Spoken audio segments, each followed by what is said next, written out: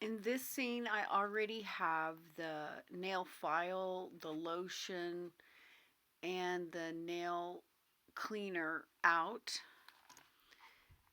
I am cleaning under the nails first, then a light massage, being mindful of arthritic hands, followed by a light filing of the nails.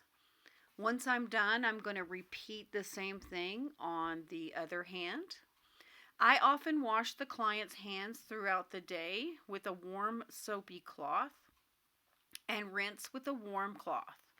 I can then use that time to inspect the nails. Keeping the nails clean is a must. It is normal for clients to put their hands down their pants, in their nose, mouth, etc.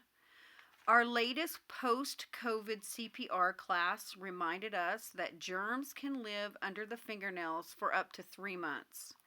For this reason, I like to keep my clients' nails short if it's allowed by the family. If the client needs their nails cut that day, I will ask if I can give them a manicure, either after breakfast or after lunch, so they know ahead of time what I'm asking.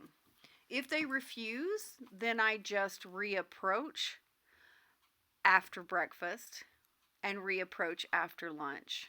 Usually they do enjoy the mini manicure and are glad to have it done.